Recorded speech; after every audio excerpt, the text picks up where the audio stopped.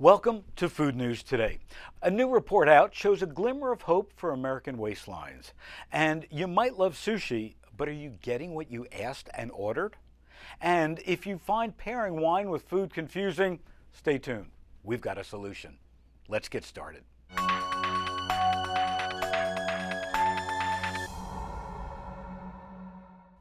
A recent report from the Centers for Disease Control and Prevention shows what can only be described as a small glimmer of hope for Americans and our waistlines. According to the report, American adults have made marginal progress when it comes to cutting calories from fast food.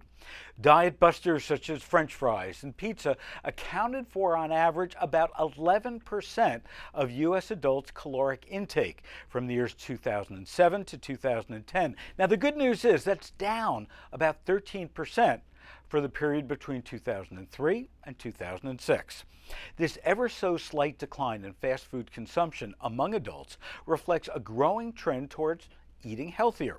And to accommodate a slightly healthier shift in consumer tastes, many food and beverage companies have created new, healthier options.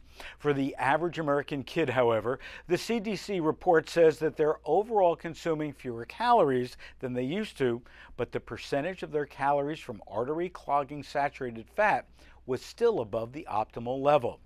Who consumes the highest amounts of fast food? Well, according to the CDC, that went to younger adults, Black Americans, and those who are already obese.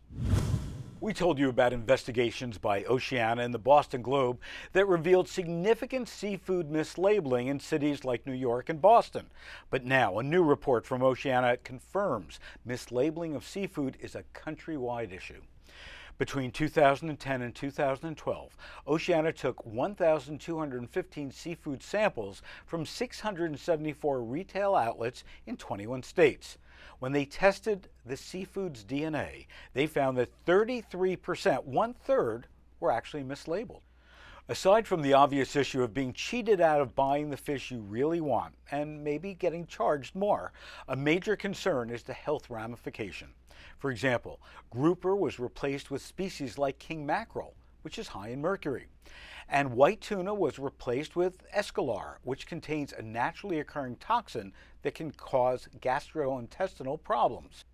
In hopes of fixing this issue, Oceana wants to see international traceability and forcing retailers to tell consumers where and when fish was caught. Now, the National Fisheries Institute says that the problem is with the FDA, that they need to do a better job enforcing laws that are already on the books. Everybody's pointing fingers.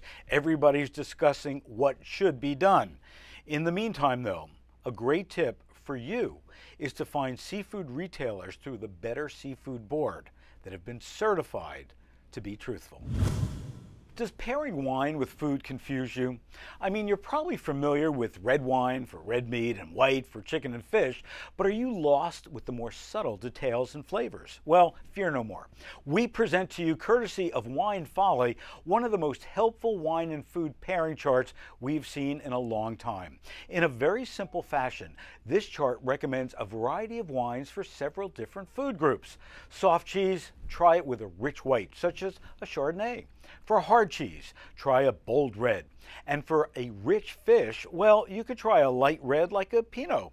There's lots of overlap, so if you're not a fan of one recommendation, there's plenty of options. It is, after all, pretty subjective and up to your taste buds.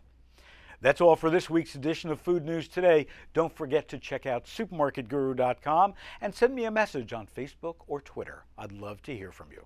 Food News Today is sponsored by Conagra Foods, who shares with me the desire to provide the most current, interesting, and unbiased food news. Thanks for tuning in, and I'll see you next week.